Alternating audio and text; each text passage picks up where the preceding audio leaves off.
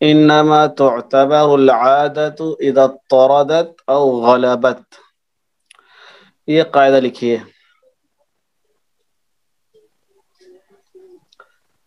لکھا آپ نے؟ انما تعتبر العادة اذا اضطردت او غلبت. اس قاعدے کا ترجمہ ہے عادت اور عرف کا اعتبار اس وقت ہوتا ہے، عادت اور عرف کا اعتبار اس وقت ہوتا ہے جب وہ عام ہو جائے یا غالب ہو جائے. جب وہ عام ہو جائے یا غالب ہو جائے.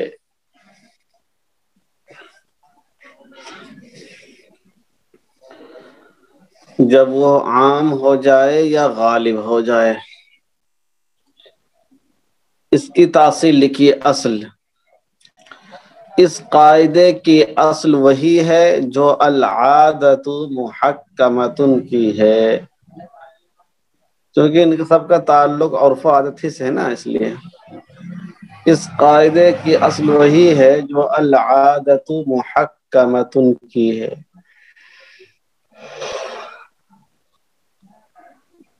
دیکھیے المفصل صفحہ 432. دیکھیے المفصل صفحہ 432.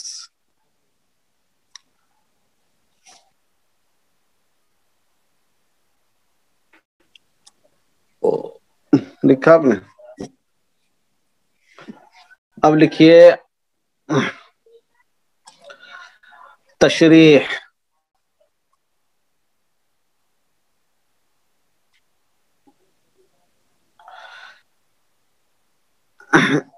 اس سے پہلے العادت محکمۃ کے تحت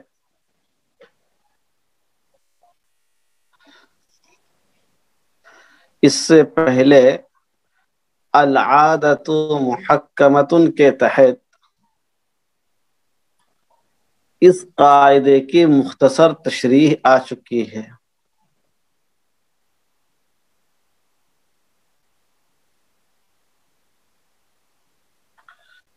اس قاعدے کی مختصر تشریح آ چکی ہے اور ان شرائط کا بھی ذکر ہو چکا ہے، اور ان شرائط کا ذکر بھی ہو چکا ہے جن کے پائے جانے کے بعد ہی عرف و عادت پر عمل کیا جا سکتا ہے. جن کے پائے جانے کے بعد ہی عرف و عادت پر عمل کیا جا سکتا ہے.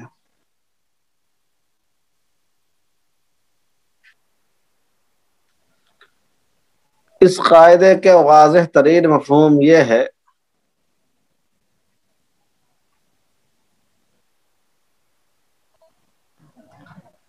اس قاعدے کا واضح ترین مفہوم یہ ہے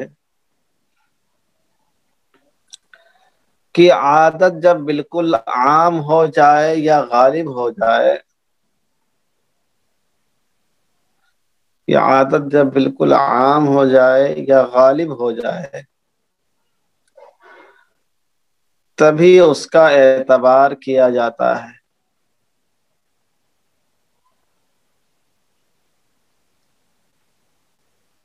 تبھی اس کا اعتبار کیا جاتا ہے. اگر عرف و عادت شاذ و نادر ہو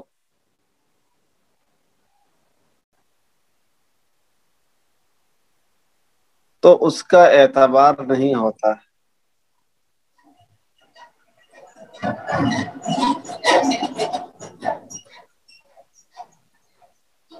بس تو اس کا اعتبار نہیں ہوتا. اب ایک ہیڈنگ ڈالیے اضطرادت اور غلبت کا مفہوم.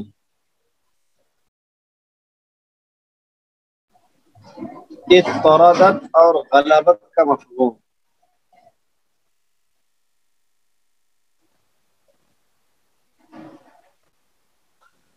دیکھیے معنی اضطردت فی اللغت،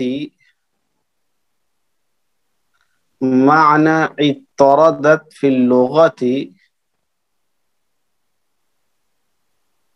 تتابعت وسارت، تتابعت باب تفاعل سے، تابعیت بو سے، تتابعت وسارت على وتيرة واحدة، معنى اضطردت في اللغة تتابعت وسارت على وتيرة واحدة، یعنی اضطردت کا معنی ہے، یعنی اضطردت کا معنی ہے کسی چیز کا بار بار ہونا، کسی چیز کا بار بار ہونا اور ایک ہی انداز سے ہونا، کسی چیز کا بار بار ہونا اور ایک ہی انداز سے ہونا۔ لکھیے الغالب ما كان احتمال حصوله، الغالب ما كان احتمال حصوله اقوى من عدمه، ما كان احتمال حصوله اقوى من عدمه،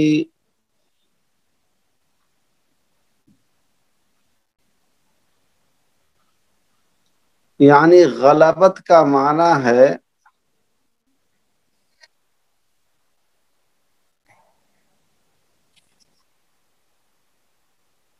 یعنی غلبت کا معنی ہے جس کے حصول کا احتمال زیادہ ہو،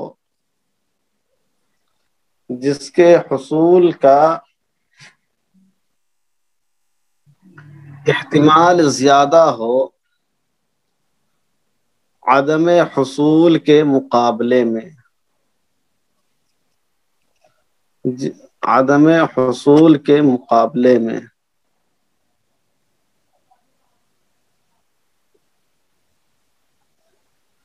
طبیعت ہماری ناساز نہیں، لیکن مجھے سستی بہت آ رہی ہے آج، پتہ نہیں کیا بات ہے، اتنی سستی آ رہی، نیند آ رہی ہے کہ اس کی وجہ سے ایسا محسوس ہو رہا ہے، ورنہ طبیعت بالکل ٹھیک ہے۔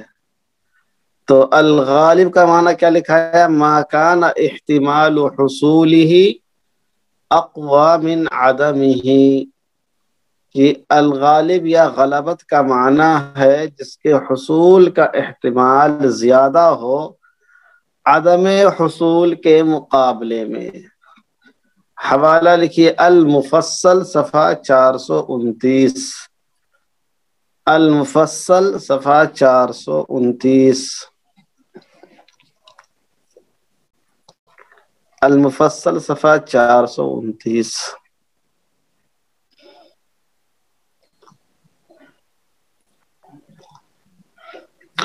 تو قاعدہ ہو گیا، قاعدے کا ترجمہ ہو گیا، قاعدے کی دلیل ہو گئی اور قاعدے کی تشریح ہو گئی، اضطرادت اور غلبت کا مفہوم ہو گیا۔ اب لکھیے مثالوں کے ساتھ تطبیق، باقی ساری چیزیں العادت محکمۃ میں گزر ہی چکی، شرائط کیا ہے، ضوابط کیا ہے۔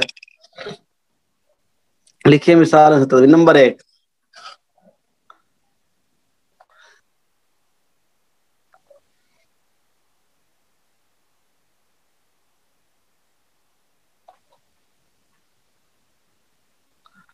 آج کل جو دکانوں پر کھاتے چلتے ہیں، ہوتا ہے نا ہوٹل پہ کھاتا بھی چلتا ہے، دکانوں پہ کھاتا چلتا ہے، کوئی ٹھیک ہے لکھتے چلے جاؤ، بعد میں حساب دے دیتا ہے مہینے میں۔ آج کل جو دکانوں پر کھاتے چلتے ہیں، کھاتے چلتے ہیں کہ لوگ سامان لیتے رہتے ہیں، کہ لوگ سامان لیتے رہتے ہیں اور دکاندار اس کو لکھتا رہتا ہے، کہ لوگ سامان لیتے رہتے ہیں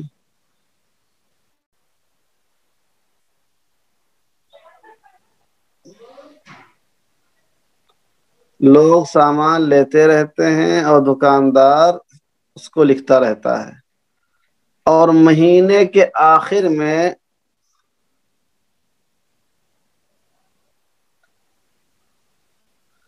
اس کا حساب کر دیا جاتا ہے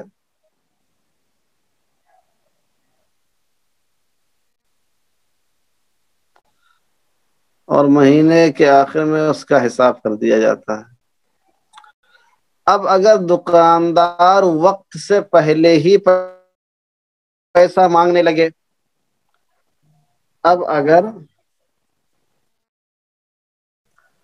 دکاندار وقت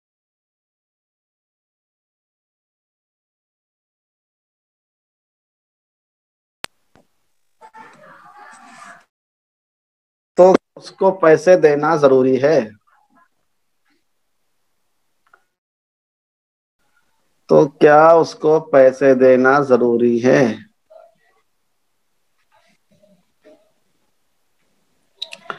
ہاں تو کیا اس کو پیسے دینا ضروری ہے اب اگر دکاندار وقت سے پہلے پیسے مانگنے لگے تو کیا اس کو پیسے دینا ضروری ہے اس سلسلے میں وہاں کا عرف دیکھا جائے گا اس سلسلے میں وہاں کا عرف دیکھا جائے گا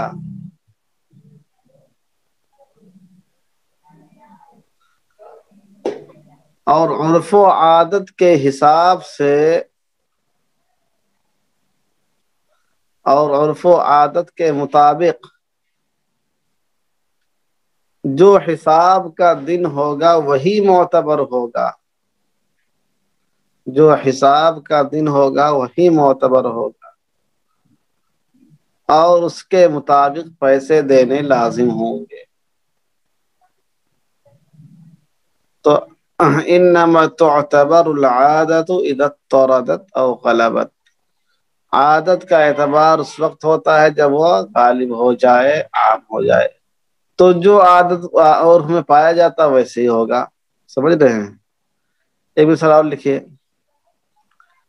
مزدوروں کو کام پر رکھا جاتا ہے مزدوروں کو کام پر رکھا جاتا ہے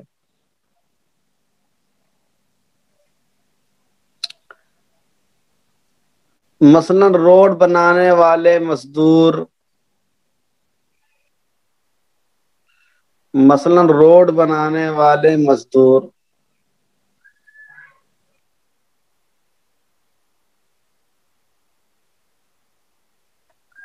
تو ان کے کھانے کا ذمہ دار کون ہوگا تو ان کے کھانے کا ذمہ دار کون ہوگا مزدور خود ہوگا یا ٹھیکے دار ہوگا یا ڈیلر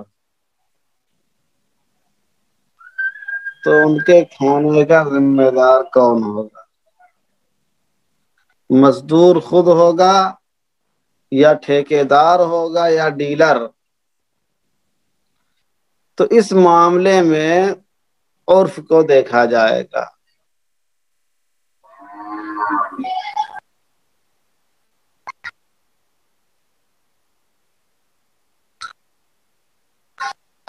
اگر ٹھیکے دار کے کھانے کی ذمہ داری کا عرف ہے تو ٹھیکے دار ہوگا کانٹریکٹر کی ذمہ داری ہے تو کانٹریکٹر ہوگا ڈیلر کی ذمہ داری عرف میں ہو تو ڈیلر ہوگا اور مزدور کے خود اپنے کھانے پینے کی ذمہ داری ہو تو مزدور خود اس کا ذمہ دار ہوگا سمجھ رہے ہیں اور اس کو دیکھا جائے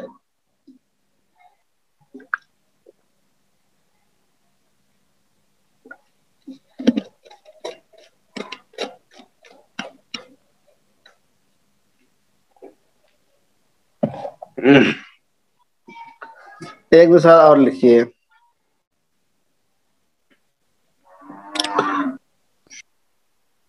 امام صاحب اور مدرسین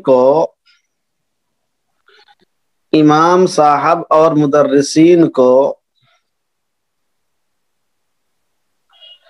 چھٹیوں کی تنخواہ ملے گی یا نہیں؟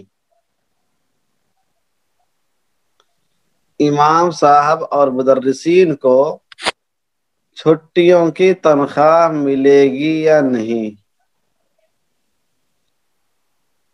اس سلسلے میں وہاں کا عرف دیکھا جائے گا۔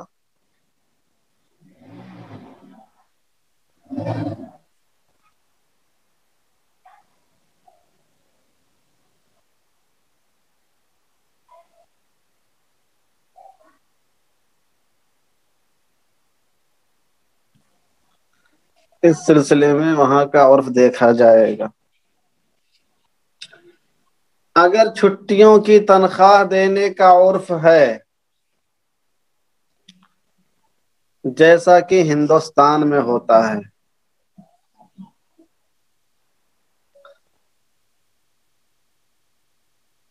آپس کا معاملہ طے ہو تب تو بہت اچھا ہے۔ اصل تو یہ کہ آپس کا معاملہ طے ہو تب تو بہت اچھا ہے۔ اگر طے نہ ہو تب کیا کرنا ہوگا، یہ سب مسائل اسی سے متعلق ہے، سمجھ رہے ہیں؟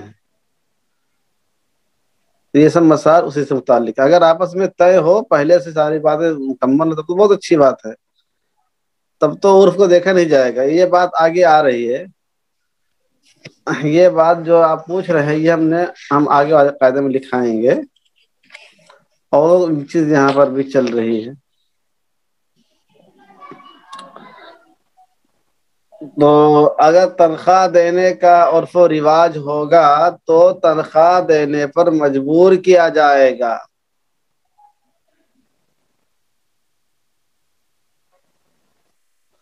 ورنہ نہیں۔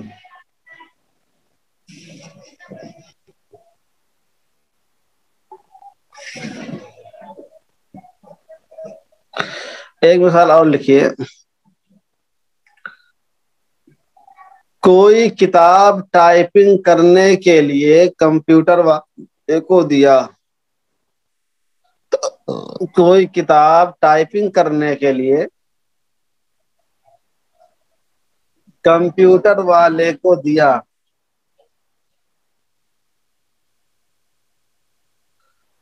تو پروف ریڈنگ کے لیے اوراق کس کی طرف سے ہوں گے؟ کتاب والے کی طرف سے یا کمپیوٹر والے کی طرف سے؟ ہے نا، پروف ریڈنگ نکال کے دیتے ہیں نا پیپر، جب کتاب مکمل ہوتی ہے تو پروف ریڈنگ نکال کے دیتے ہیں کہ اس پر نظر ثانی کریے، دیکھیے کہاں کوئی چیز چھٹی ہے۔ تو پروف ریڈنگ کے لیے اوراق کس کی طرف سے ہوں گے، اس کا تعلق بھی عرف سے ہوگا۔ اگر معاملہ پہلے سے طے ہے تب تو اس کے مطابق عمل کریں گے، معاملہ طے نہ ہو تو عرف کے حساب سے کریں گے۔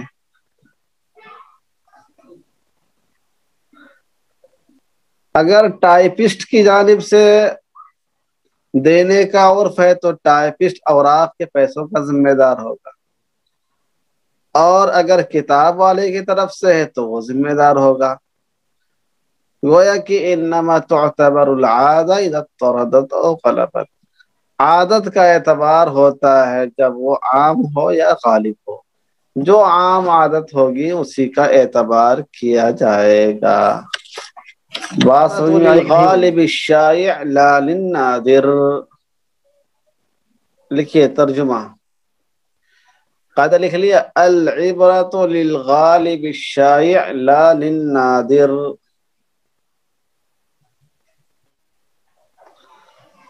العبرۃ للغالب الشائع لا للنادر، ترجمہ لکھیے، یہ اعتبار غالب کا ہوتا ہے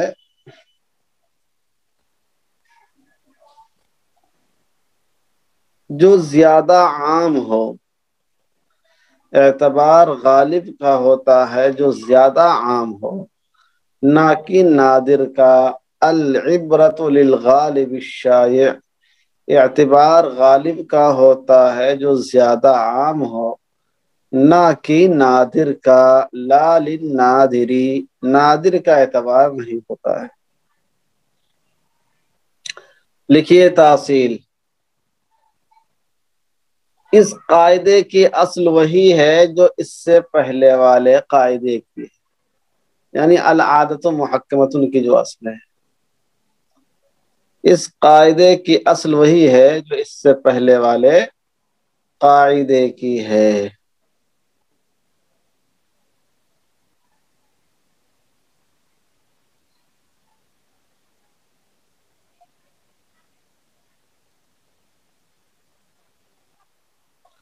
لکھیے قاعدے کی تشریح،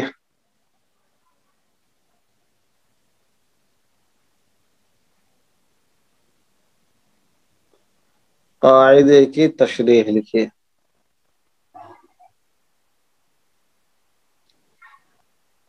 یہ قاعدہ گزشتہ قاعدے ہی کا ہم معنی ہے۔ یہ قاعدہ گزشتہ قاعدے ہی کا ہم معنی ہے،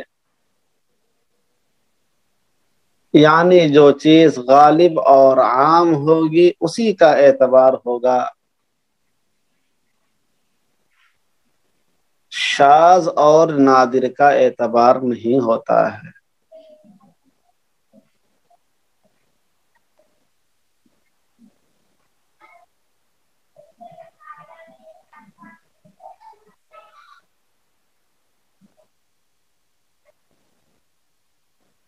غالب کا اعتبار ہوتا ہے، شاذ و نادر کا اعتبار نہیں ہوتا ہے۔ نیز غالب کا مفہوم کیا ہوتا ہے یہ بات بھی اس سے پہلے والے قاعدے میں لکھائی جا چکی ہے۔ نیز غالب کا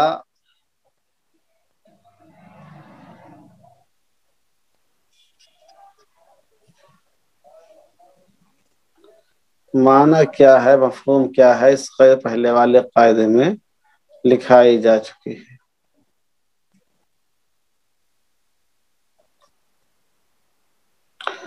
البتہ شائع اور نادر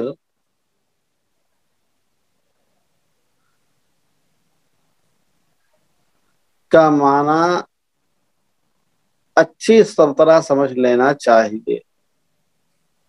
البتہ شائع اور نادر کا معنی اچھی طرح سمجھ لینا چاہیے۔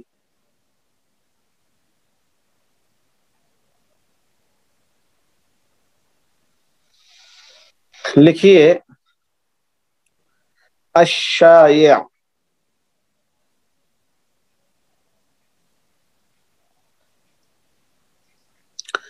الشائع هو الامر الذي يصبح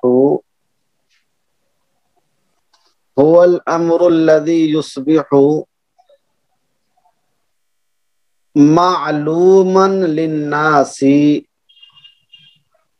هو الامر الذي يصبح معلوما للناس وزائعا بينهم۔ زائعا ذال سے، ضاع یضیع کے معنی ہوتا ہے عام ہونا، وزائعا بينهم۔ الشائع هو الامر الذي يصبح معلوما للناس وزائعا بينهم، یعنی شائع اس کو کہتے ہیں جو لوگوں کے درمیان بالکل عام ہو اور ان کے درمیان معلوم ہو، جو لوگوں کے درمیان عام ہو اور معلوم ہو۔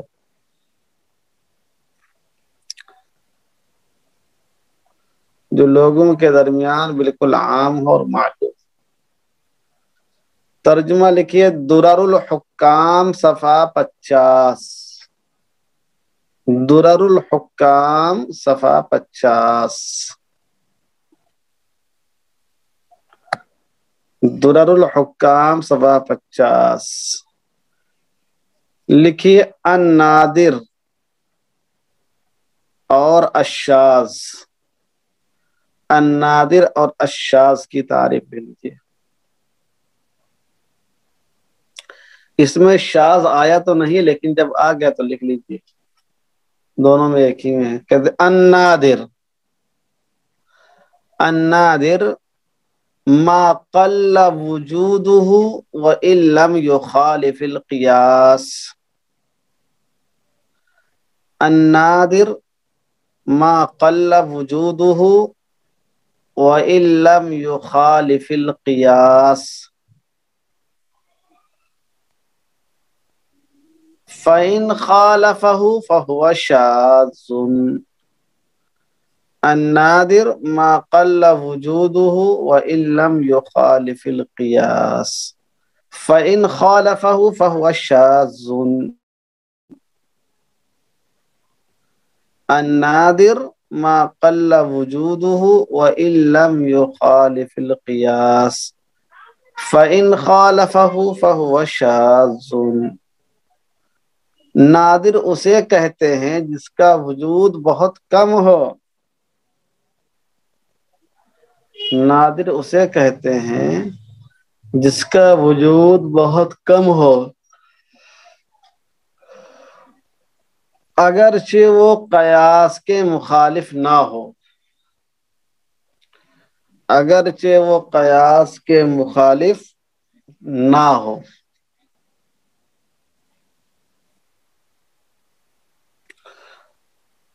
اگر قیاس کے بھی مخالف ہو تو وہ نادر نہیں بلکہ شاذ ہوتا ہے. اگر قیاس کے بھی مخالف ہو تو وہ نادر نہیں بلکہ شاذ ہوتا ہے.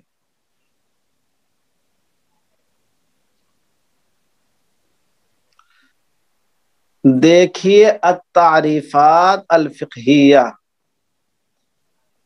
دیکھیے التعریفات الفقہیہ صفحہ 295.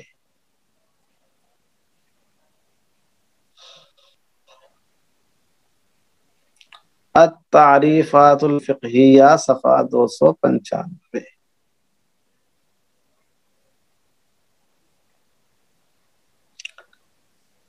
لکھا آپ نے؟ جی. باقی چیزیں تو وہی ہیں جو العادت محکمۃ میں آ چکی ہیں، شرائط وغیرہ. لکھیے مثالوں کے ساتھ تطبیقات لکھیے.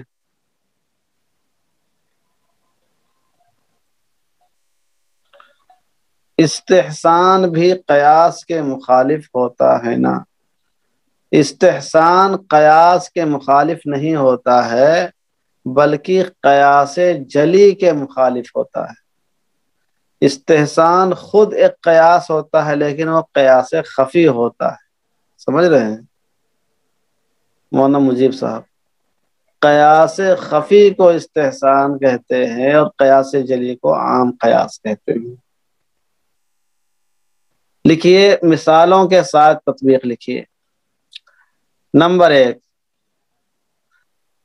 فقہ حنفی کے مطابق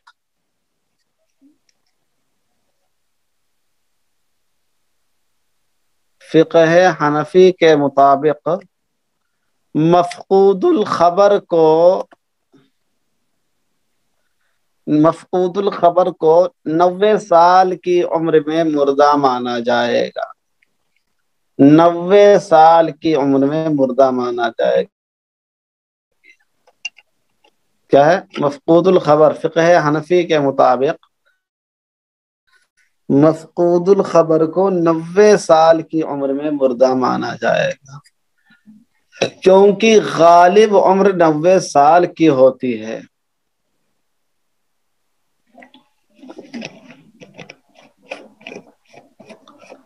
کیونکہ غالب عمر 90 سال کی ہوتی ہے. اس سے زیادہ زندہ رہنا شاذ و نادر ہے. اس سے زیادہ زندہ رہنا شاذ و نادر ہے. اور اعتبار غالب و شائع کا ہوتا ہے تو اس کو 90 سال کے بعد ہی مردہ مانا جائے گا.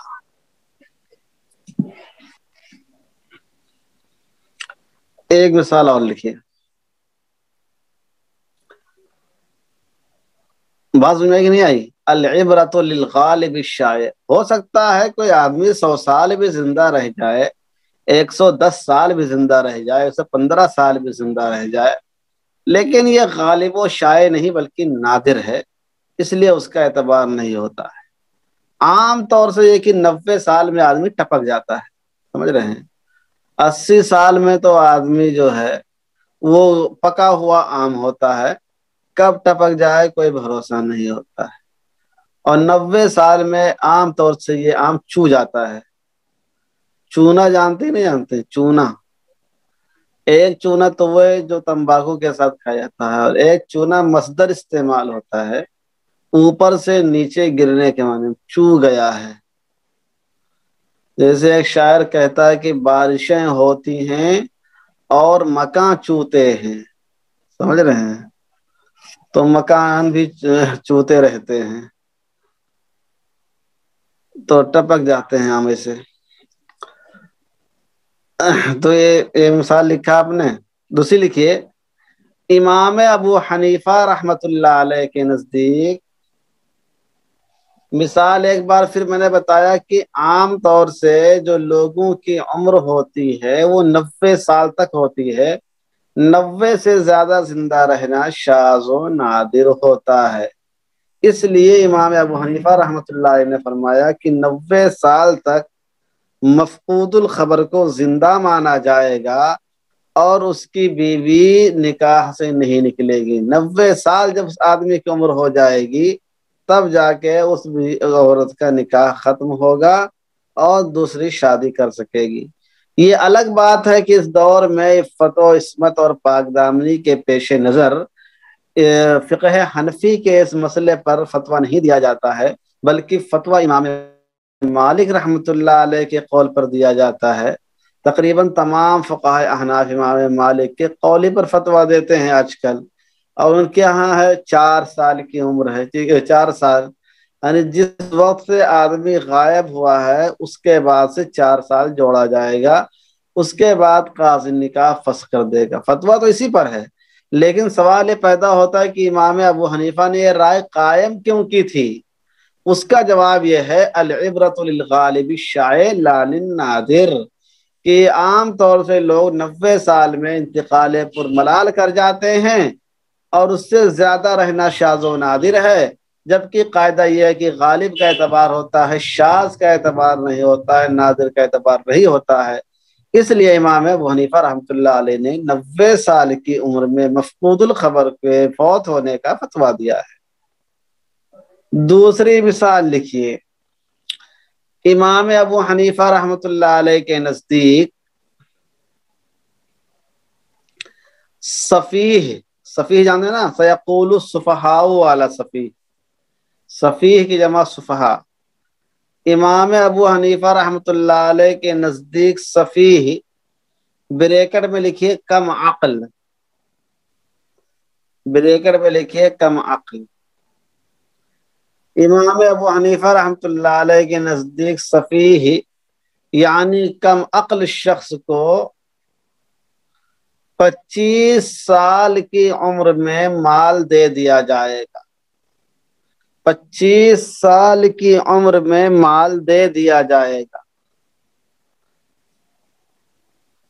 یعنی اس کو وراثت میں جو مال ملا ہو یا ہدیہ کے طور پر جو مال ملا ہو یا وصیت کے طور پر جو مال ملا ہو، اس کا جو ذمہ دار دیکھ ریکھ کرنے والا ہوگا وہ 25 سال کی عمر میں سفیہ کے حوالے کر دے گا، کہے گا جناب سفیہ لکھنوی صاحب یہ لیجئے، آپ کے پتا شری نے یہ پیسہ وراثت میں چھوڑا تھا اور میں اب تک کی دیکھ بھال کرتا رہتا تھا، لیکن جناب والا 25 سال کے پورے ہو گئے ہیں، اس لیے یہ اپنے پیسے پکڑیے، اپنی جائیداد پکڑیے اور اپنی کم عقلی کو استعمال کرتے ہوئے اس کو کسی مدرسے میں ہدیہ کر دینا، صدقہ کر دینا۔ سمجھ رہے ہیں؟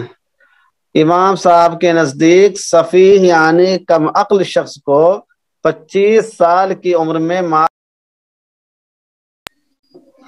کیوں دیا جائے گا؟ کیونکہ اس عمر میں لوگ عموماً رشید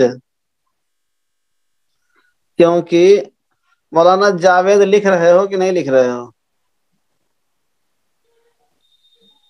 اچھا اچھا، کیونکہ اس عمر میں لوگ عموماً رشید یعنی کامل العقل ہو جاتے ہیں، یعنی 25 سال میں آدمی اچھا خاصا سمجھدار جان بوجھ والا ہو جاتا ہے۔ تو امام ابو حنیفہ رحمۃ اللہ علیہ صفاحت کی جو انتہا بتاتے ہیں وہ 25 سال تک بتاتے ہیں، اور اس سے زیادہ کی عمر میں کسی کا سمجھدار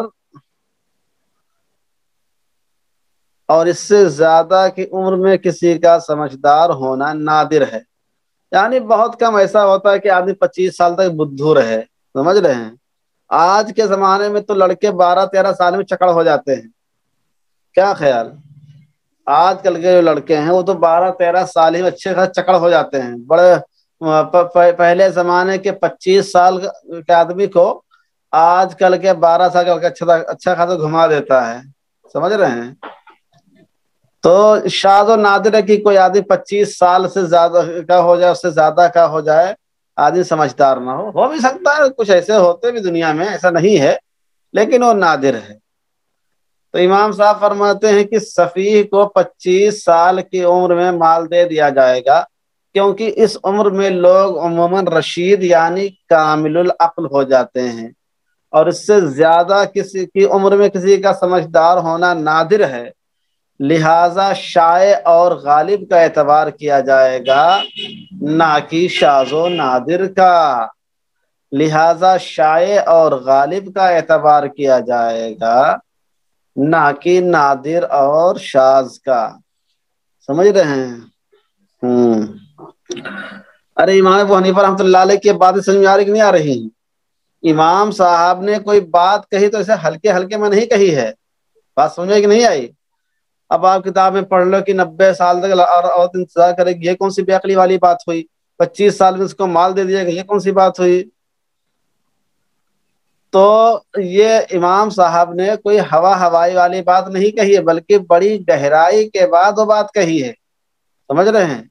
اسی ایسے ہی نہیں تھا کہ امام شافعی نے فرما دیا کہ الناس عیال فی الفقہ علی ابی حنیفہ، لوگ امام ابو حنیفہ کے بال بچے ہیں فقہ فتاوی میں، سمجھ رہے ہیں؟ فقاہت کے معاملے میں سارے فقہ امام ابو حنیفہ کے بچے مانے جاتے ہیں، تو ایسے نہیں مانے جاتے، اتنی گہرائی سے وہ سوچتے تھے، معاملے کو لیتے تھے، سمجھ رہے ہیں صاحب؟ ایک مسئلہ اور لکھیے، امام ابو حنیفہ رحمۃ اللہ علیہ کے نزدیک، امام ابو حنیفہ رحمۃ اللہ علیہ کے نزدیک 15 سال میں لڑکے کو بالغ قرار دیا جائے گا۔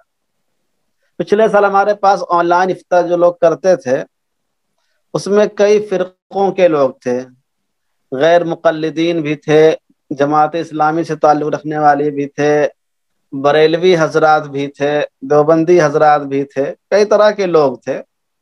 تو آخر میں سب نے اپنے تاثرات پیش کیے کہ ہمیں کیا فائدہ ہوا، ہمیں کیا فائدہ ہوا۔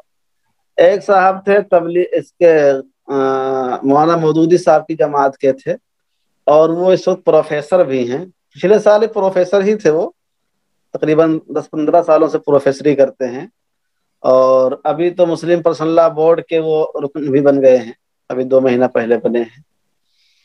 تو وہ ہمارے یہاں افتاء کرتے تھے پچھلے سال، انہوں نے آخر میں اپنا تاثر یہی پیش کیا کہ ہمیں اب تک کے فقہ حنفی کے بہت سے مسائل پہ اعتراض تھا، اور ہم کو سمجھ میں نہیں آتا تھا کہ فقہ حنفی کے فقہا نے یا امام ابو حنیفہ نے یہ رائے قائم کیوں کی۔ آن لائن افتاء پڑھنے کے بعد ہمارے سارے اشکالات دور ہو گئے، سمجھ رہے ہیں؟ وہ تھوڑا تب کیا نام ہے، مولانا مودودی صاحب کیا نا کہ تقلید وغیرہ کو بہت زیادہ انہیں مانتے ہیں، تقلید کرتے تو وہ لوگ بھی ہیں لیکن متعصب تقلیدی نہیں ہوتے ہیں۔ تو انہوں نے یہ کہا کہ ہم کو اب تک کے بہت سے مسائل میں ہم کو ہضم نہیں ہوتے تھے کہ امام صاحب نے ایسی رائے کیوں قائم کی، فقیانات نے کیوں ایسی بات کہی ہے، لیکن پڑھنے کے بعد اندازہ یہ ہوا کہ امام ابو حنیفہ کی رائے واقعی بہت ٹھیک ہے۔ وہ اگرچہ بات یہ الگ بات ہے کہ حالات کے بدل جانے کی وجہ سے اور حالات کے تقاضوں کے پیش نظر اس پہ فتویٰ نہ دیا جائے، وہ الگ چیز ہے، لیکن جس گہرائی سے امام صاحب نے جو مسائل لیے ہیں وہ معمولی نہیں ہے، یہ اچھی چیز ہے۔ مثالیں تو کئی ہیں لیکن اب دو چار جو اہم وہ لکھا دیتے ہیں، باقی آپ لوگ مطالعہ کریے۔ یہ لکھیے، لڑکے کے لیے مدت حضانت 7 سال ہے، لڑکے کے لیے مدت حضانت 7 سال ہے۔ حضانت جانتے نا، پرورش کی مدت، حضانت ہا سے اور ضاد سے، لڑکے کے لیے مدت حضانت 7 سال ہے۔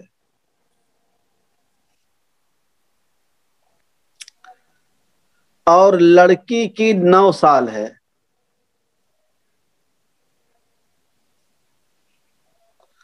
اور لڑکی کی 9 سال ہے۔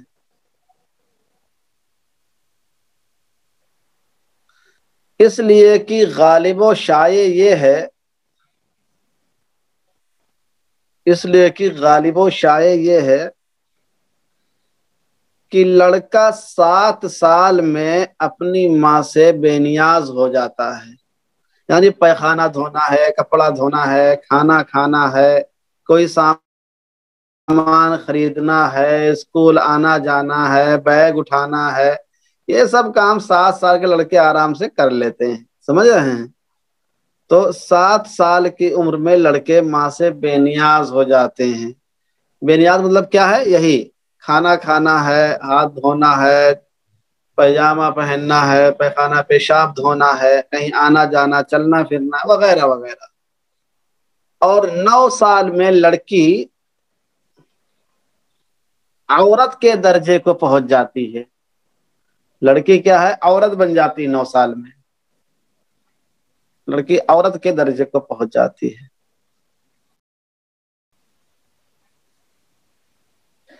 اس لیے غالب و شائع کا اعتبار کیا جائے گا۔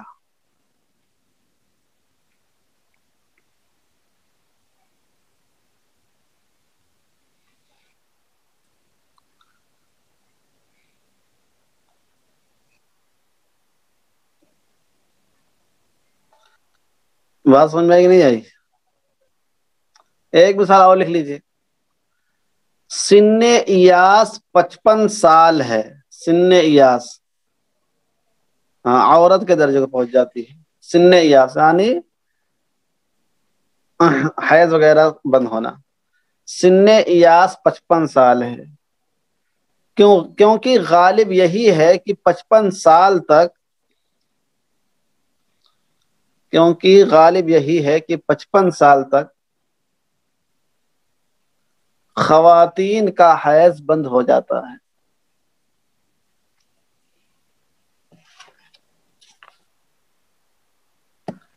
پچپن سال کے بعد بند ہونا یہ شاذ و نادر ہے۔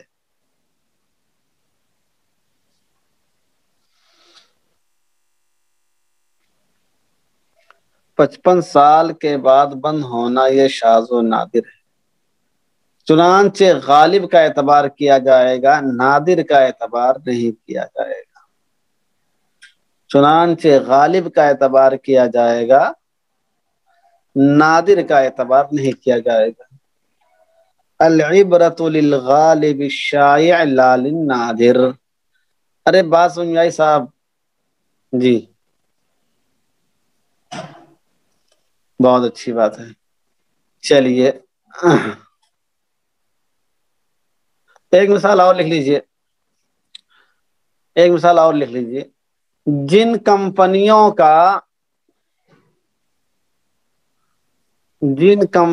کا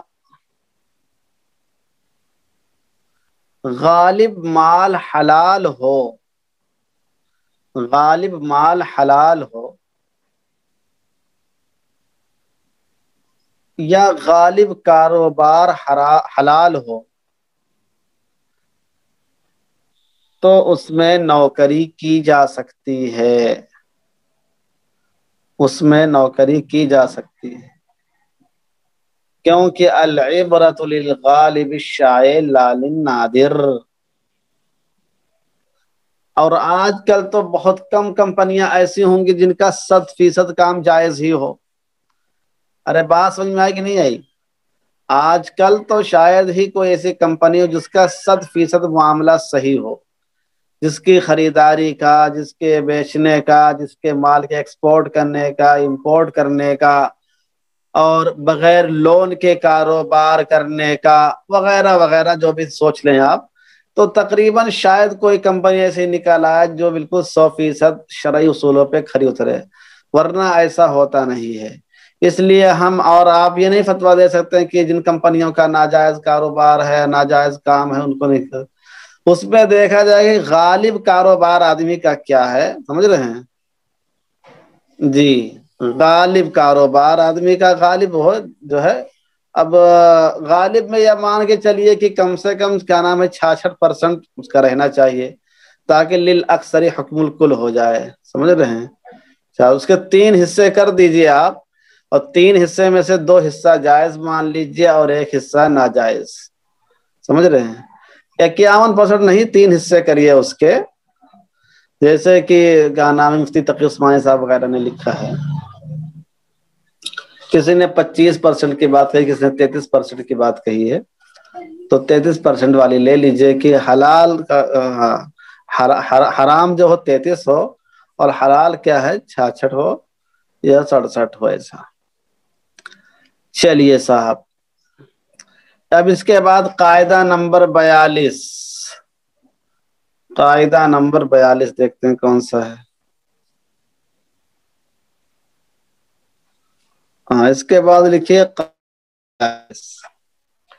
المعروف عرفا کالمشروط شرطا، المعروف عرفا کالمشروط شرطا،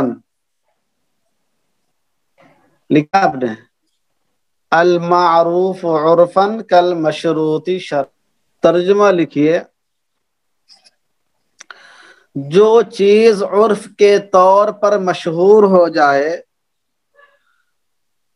جو چیز عرف کے طور پر مشہور ہو جائے،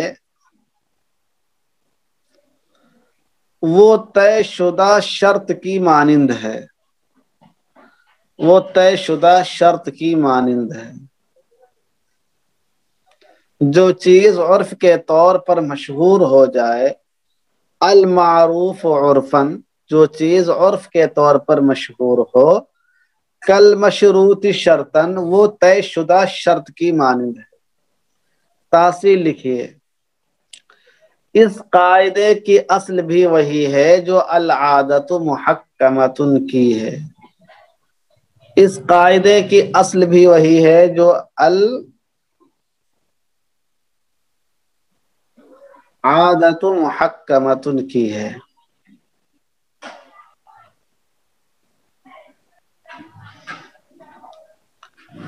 لکھیے تشریح، تشریح لکھیے، اس قاعدے کا مفہوم یہ ہے، اس قاعدے کا مفہوم یہ ہے کہ جو چیز اس قدر عام ہو جائے،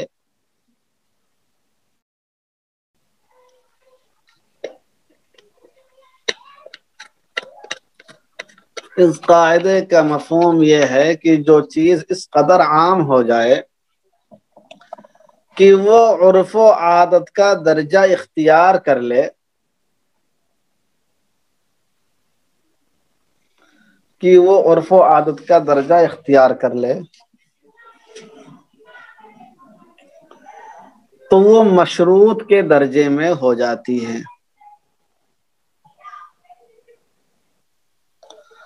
تو وہ مشروط کے درجے میں ہو جاتی ہے۔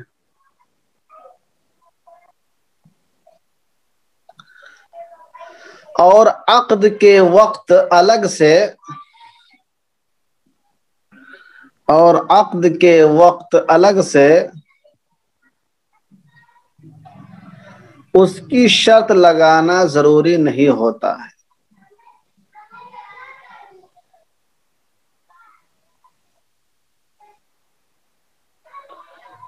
اور عقد کے وقت الگ سے اس کی شرط لگانا ضروری نہیں ہوتا ہے۔ البتہ یہ نکتہ بھی ذہن میں رہنا ضروری ہے البتہ یہ نقطہ بھی ذہن میں رہنا ضروری ہے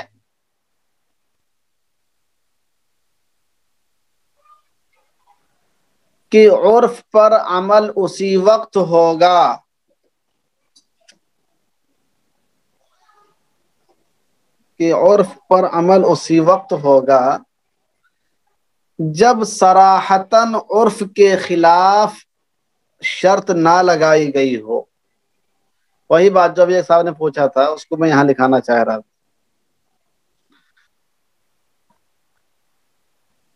جب صراحتاً عرف کے خلاف شرط نہ لگائی گئی ہو یا معاملے کی صراحت نہ ہوئی ہو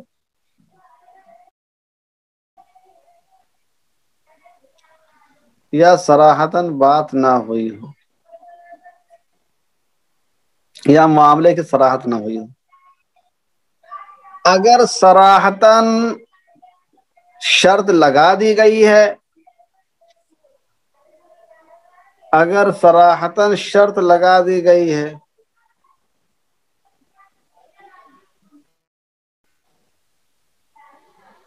اگر صراحتاً شرط لگا دی گئی ہے یا صراحتاً بات ہو چکی ہے تو صراحت کا اعتبار ہوگا عرف کا نہیں. تو صراحت کا اعتبار ہوگا عرف کا نہیں.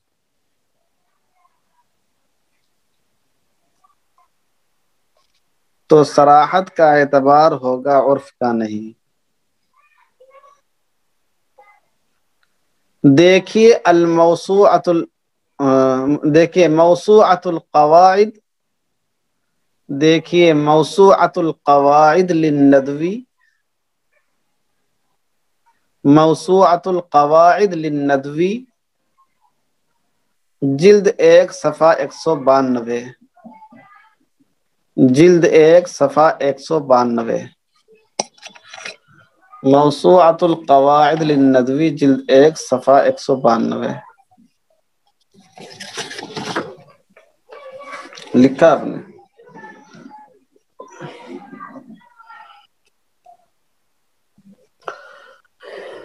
باقی چیزیں تو پہلے آ ہی چکی ہیں اس میں. وہ لکھیے تطبیقات لکھیے.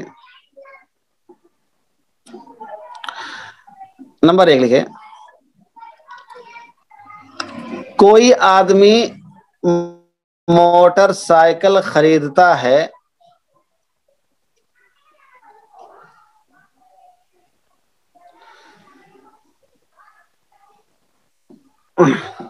کوئی آدمی موٹر سائیکل خریدتا ہے تو اس کے ساتھ ٹول باکس بولتے ہیں کہ ٹول کٹ بولتے ہیں اور جو نیچے لگا رنچ ہوتی ہے سلیشن ہوتا ہے اور کیا کیا ہوتا ہے کیا بولتے ہیں اس کو ٹول کٹ کی ٹول باکس.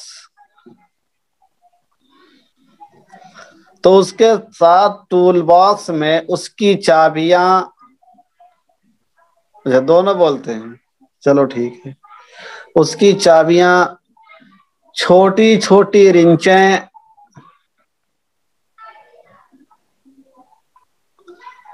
وغیرہ اس کے ساتھ ہوتی ہیں.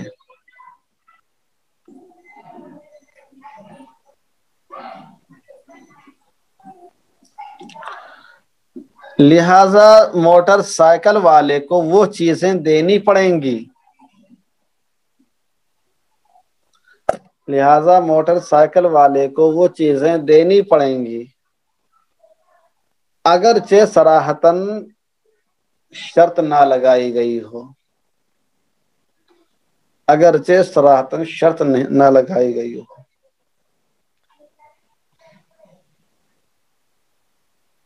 کیونکہ جو چیز معروف ہو وہ مشروط کے درجے میں ہوتی ہے. کیونکہ جو چیز معروف ہو وہ مشروط کے درجے میں ہوتی ہے. المعروف عرفاً کالمشروط شرطاً. ایک مثال اور لکھیے اہم مثال ہے کوئی آدمی اپنی گاڑی بیچتا ہے، کوئی آدمی اپنی گاڑی بیچتا ہے تو اس کا ٹرانسفر کا خرچ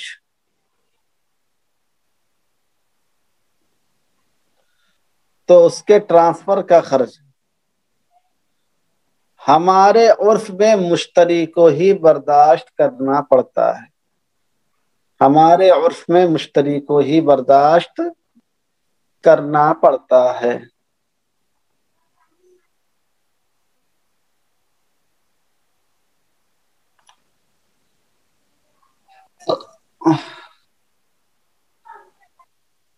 اس لیے اگر پہلے سے شرط نہ لگائی گئی ہو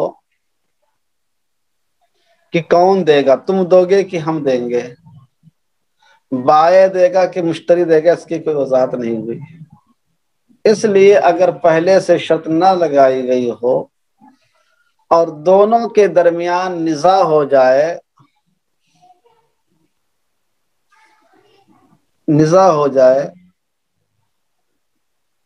اور دونوں کے درمیان نزاع ہو جائے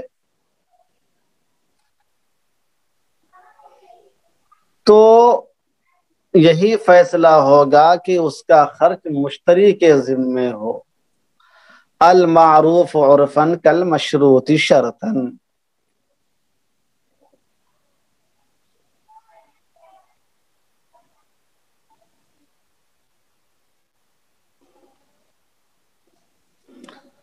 ایک مثال اور لکھیے، ہوٹل وغیرہ میں آج کل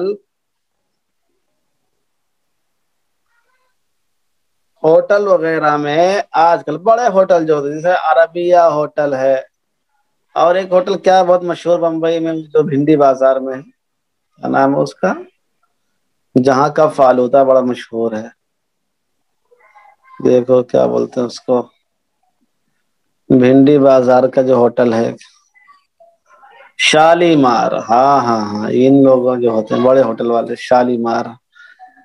تو جیسے شالیمار ہے، ربیہ ہوٹل ہے، دلی دربار ہے وغیرہ، تو بڑے ہوٹل وغیرہ میں آج کل خدام کو ٹپ دینے کا عرف ہے۔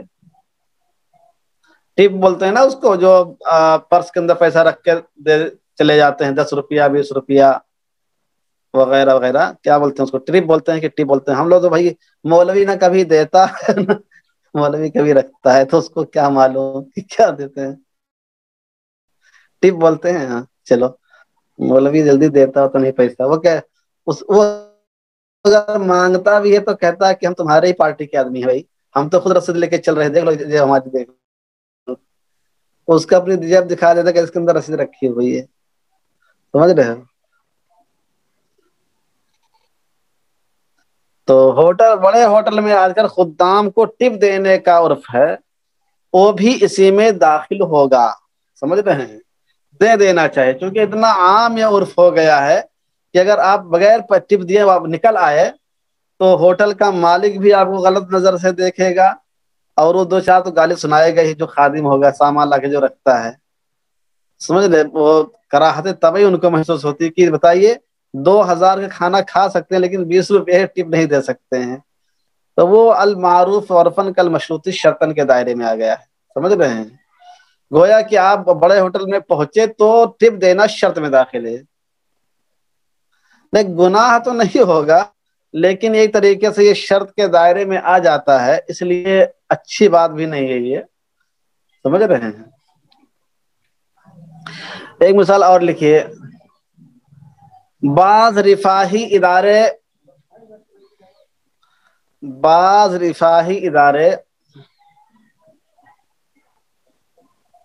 رفاہی کاموں کے لیے لوگوں سے عطیات لیتے ہیں،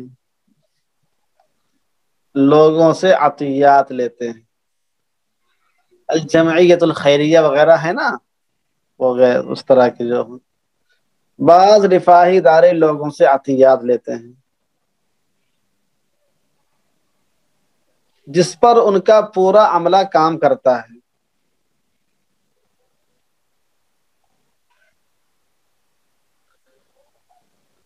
تو کیا یہ ادارے اپنے اخراجات کے لیے عطیات میں سے اجرت لے سکتے ہیں؟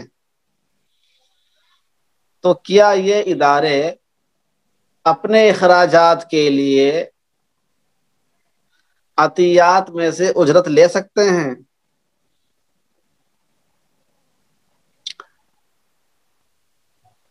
اس کا مدار بھی عرف پر ہے، اس کا مدار بھی عرف پر ہے۔ عرف میں مناسب اخراجات لینے کا جو رواج ہوگا اتنا لے سکتے ہیں، سمجھ رہے ہیں؟ عرف میں مناسب جو اس کی ہوتی ہے اس کو لے سکتے ہیں۔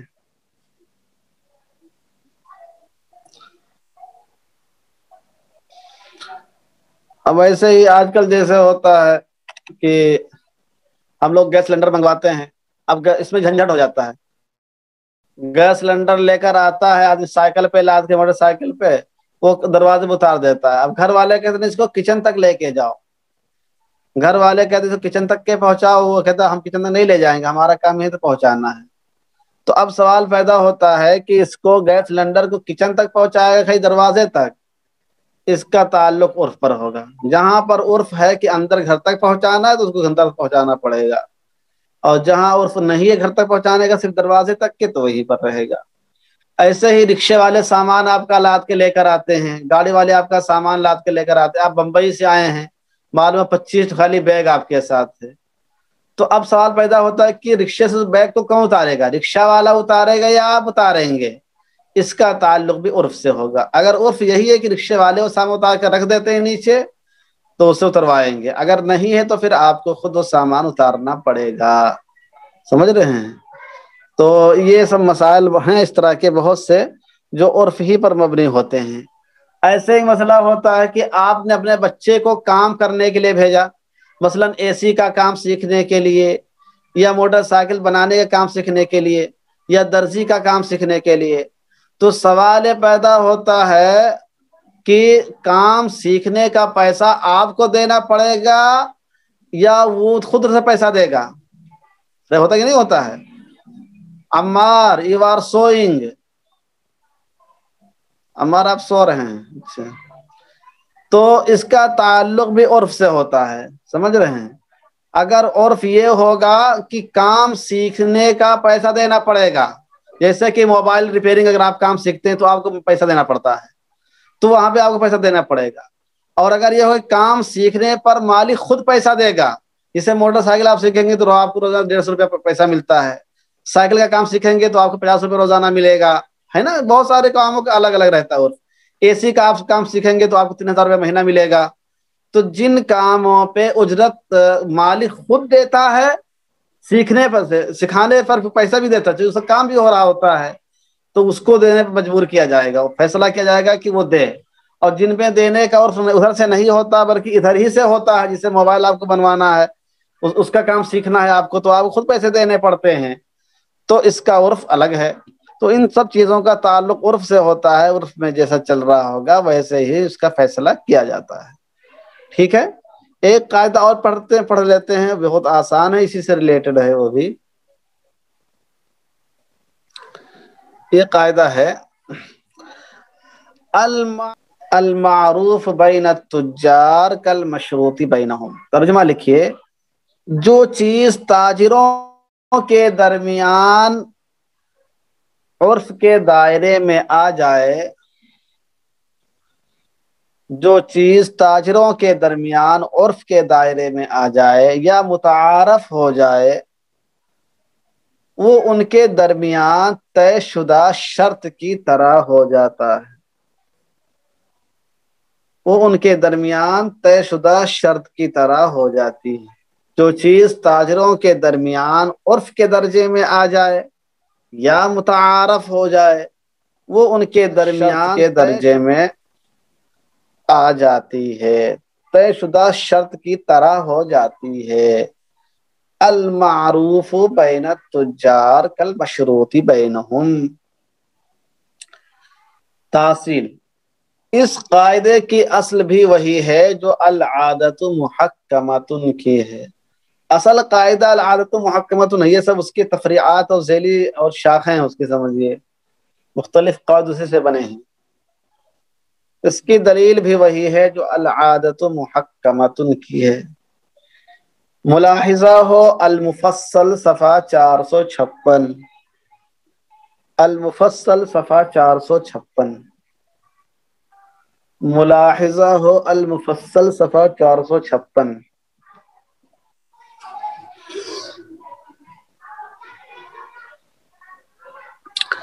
المفصل صفحہ 456 لکھا آپ نے؟ آپ لکھیے تشریح۔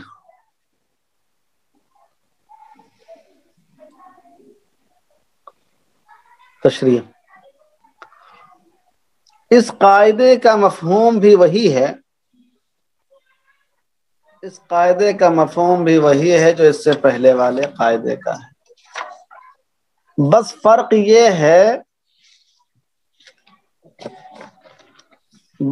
یہ ہے کہ پہلا والا قاعدہ عام ہے اور یہ قاعدہ تجار کے ساتھ خاص ہے۔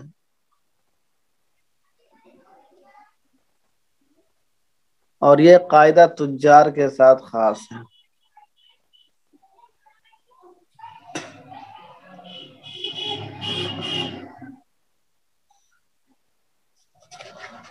اس کا مفہوم یہ ہے کہ تاجروں کے عرف میں جو چیز آ جاتی ہے وہ ان کے درمیان شرط کے درجے میں ہوتی ہے۔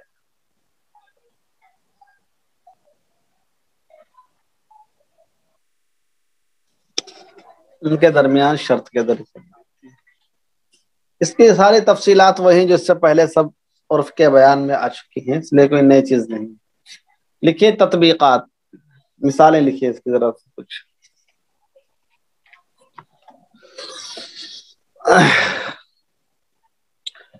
نمبر 1 دیکھیے، آج کل تاجروں کے درمیان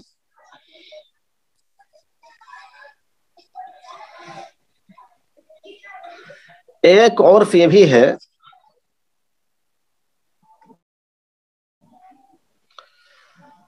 کہ کسی معاملے میں دستخط کر دینا، کسی معاملے میں دستخط کر دینا بھی ایجاب یا قبول مانا جاتا ہے۔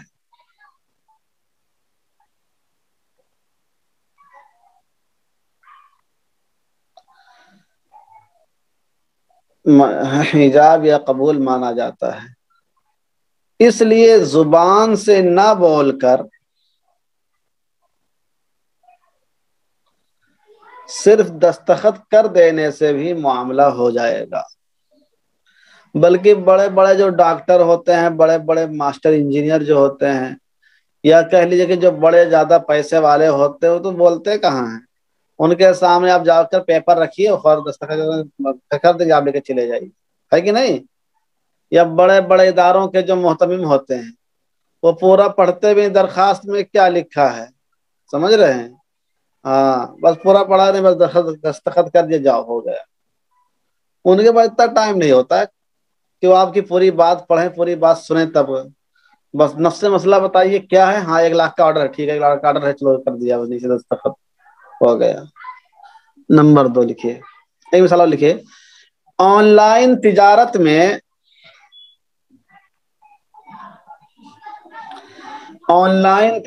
میں میسج یا ای میل پر ٹک لگا دینا بھی، میسج یا ای میل پر ٹک لگا دینا بھی قبول مانا جاتا ہے، قبول مانا جاتا ہے۔ لہذا اگر اس پر صحیح کا ٹک لگا دیا تو اس کا اعتبار ہوگا۔ تو اس کا اعتبار ہوگا، کیونکہ المعروف بین التجار کا مشروط بینہم، المعروف بین التجار کالمشروط بینہم۔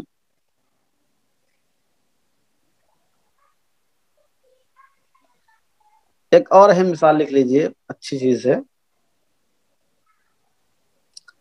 دیکھیے، قبضہ کرنے کے لیے کوئی متعین صورت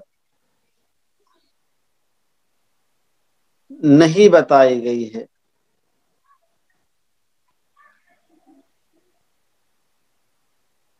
قبضہ کرنے کے لیے کوئی متعین صورت نہیں بتائی گئی ہے، چنانچہ جس کو تاجرین کے عرف میں قبضہ مانا جاتا ہو، چنانچہ جس کو تاجرین کے عرف میں قبضہ مانا جاتا ہو، وہ قبضہ مانا جائے گا۔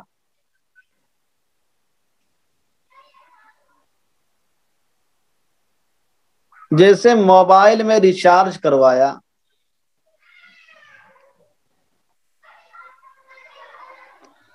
جیسے موبائل میں ریچارج کروایا اور اس میں بیلنس آ گیا،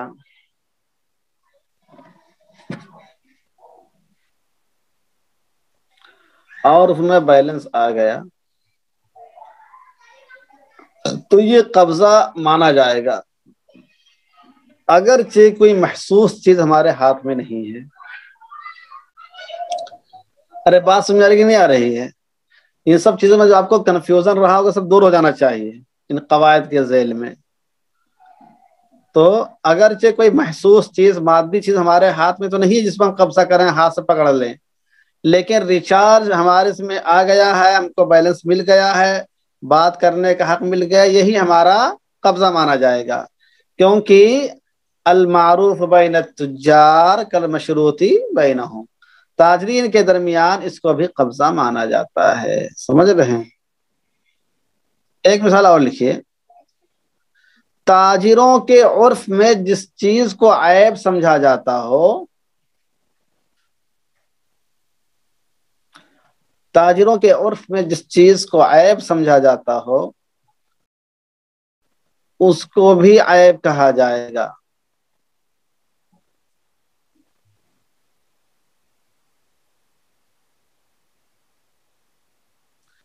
یعنی ان کے درمیان جس نقص کی وجہ سے، یعنی ان کے درمیان جس نقص کی وجہ سے قیمت گھٹ جاتی ہو اس کو عیب مانا جائے گا، اگرچہ وہ بظاہر عیبدار نہ ہو، اگرچہ وہ بظاہر عیبدار نہ ہو۔ مثال کے طور پر جیسے موبائل کی بیٹری کچھ فاسٹ چارج ہوتی ہے، اب فاسٹ چارجنگ والا موبائل تھا وہ سلو چارج ہونے لگا ہے، تو اس میں کوئی عیب نظر نہیں آتا ہے آپ کو، سمجھ رہے ہیں، اور بہت زیادہ فرق بھی نہیں پڑتا ہے۔ ممکن ہے وہ موبائل آپ کا 1.5 گھنٹے میں فل چارج ہو جاتا ہو، لیکن اب 2.5 گھنٹہ لگتا ہو، تو یہ کوئی اتنا عیب نظر نہیں آتا ہے، لیکن اس کی وجہ سے قیمت گھٹ جاتی ہے، اس کی وجہ سے کیا قیمت گھٹ جاتی ہے۔ تو بظاہر اس میں کوئی عیب نہیں ہے کہ چارجنگ فاسٹ ہو رہی ہے سلو ہو رہی ہے، بس تھوڑا سا ٹائم لگتا ہے، چارجنگ مکمل ہوتی، چلتا بھی خوب ہے، لیکن اس کی وجہ سے اس کی قیمت گھٹ جاتی ہے۔ جو موبائل 1.5 گھنٹے میں چارج ہو رہا ہے اگر وہ 2.5 گھنٹے میں چارج ہونے لگے تو تاجروں کے یہاں اس کی قیمت گھٹ جاتی، اس لیے وہ بھی عیب میں شمار ہوگا۔ بات سمجھ آئی کہ نہیں؟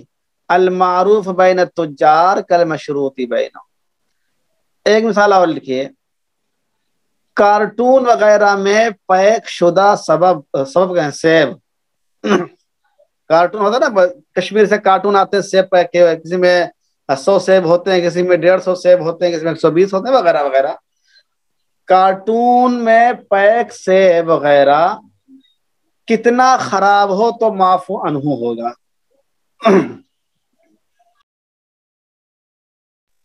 کتنا خراب ہو تو معفو عنہ ہوگا۔ مثلا 100 سیب میں 5 सेब खराब निकल जाएं, मसलन 100 सेब में 5 सेब खराब निकल जाएं, इसकी तायीन भी तुज्जार के उर्फ से होगी। तुज्जार जिसको जितना मानते हो, कितने सेब में कितने सेब खराब होंगे तो माल लौटाया नहीं जाएगा, ये ताजरों के उर्फ पर होगा। समझ रहे हैं? अब कोई आदमी कहता है कि हजरत हमारे पास माल आता है, उसमें खराब, मैं इसको वापस कर सकता हूँ, तो आपको भाई आप लोगों का उर्फ क्या चलता है? 100 सेब में कितने सेब खराब हो तो सब लोग कबूल कर लेते हैं, कहा 5, ठीक है 10 खराब तो वापस कर दो। समझ रहे हैं? 5 का जब है उर्फ की 5 खराब हो 6 खराब हो तो चल जाता है, 10 खराब हो 12 खराब 15 तो वो नहीं चलता है, तो वापस कर दो। ये किस पर होगा? इन्हीं के यानी ताजिरों के उर्फ पर होगा। एक मसला और बहुत अहम है, सामान वजन करने की उजरत किस पर होगी? जैसे हमारे फक़हा ने लिखा कि वह उजरतुल वज़ानी वल कय्याली अलल बाय, कि वजन करने की उजरत और सामान को नाप तोल कर देने की उजरत बाय पर होगी, ये लिखा है।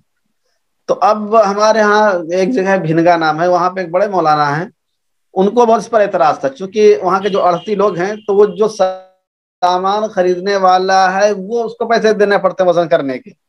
जैसे आप लकड़ी लेने जाते हैं, लकड़ी लेने जाएंगे तो जब लकड़ी वजन कराएंगे तो पैसा आपको देना पड़ेगा, लकड़ी वाला जो बेच रहा है उसको वजन पैसा नहीं देता है। समझ रहे हैं? ऐसे बहुत सारे सामान में है। तो अब वो उन्होंने फतवा दे दिया अपने भिनगा में जाके कि ये जायज नहीं है। अब वो मेरे पास सवाल आया तो मैंने बहुत इस पर गौर किया, तो मैंने यही मजल्लतुल अहकाम अल अदलिया के हवाले से और एक दो और बातों के हवाले से यही मसला लिखा कि इसका ताल्लुक क्या है? उर्फ से होगा। समझ रहे हैं? सामान वजन करने की उजरत किस पर होगी, इसका ताल्लुक किससे होगा? उर्फ से होगा। जिन चीजों के वजन करने का पैसा मुश्तरी को देने का उर्फ है तो मुश्तरी देगा। समझ रहे हैं? जिन चीजों के वजन करने का पैसा मुश्तरी पे लाजिम होता है तो मुश्तरी को देना पड़ेगा। जैसे लकड़ी वगैरह में हमारे यहाँ चलता है। और जिन चीजों में बाय पर देने का उर्फ है तो बाय को देना पड़ेगा। समझ रहे हैं? बाय को देना पड़ेगा उसका पैसा, तो इसका ताल्लुक भी उर्फ ही से होगा।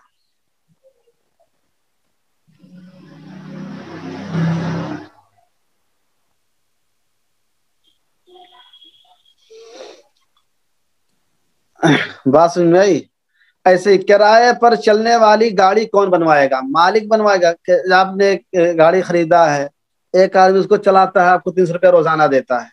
अब वो गाड़ी चला के आपको पैसा दे रहा है, अब गाड़ी खराब हो गई, मान ली उसकी बैटरी उतरने लगी है, या कहीं पंचर हो गई है, या कहीं कोई तार टूट गया है, तो उसका पैसा किसको देना पड़ेगा? गाड़ी चलाने वाले को या चलवाने वाले को? मालिक देगा या ड्राइवर लगाएगा? कह रहे हैं इसका ताल्लुक भी उर्फ से होगा। इसका ताल्लुक किससे होगा? उर्फ से होगा। तुज्जार के उर्फ में जो इसका उर्फ चल रहा होगा कि किसको पैसा लगाना पड़ता है तो वो उसी पर लाजिम होगा। अल मारूफ बैन तुज्जार कल मशरूती बैनहुम। ठीक है?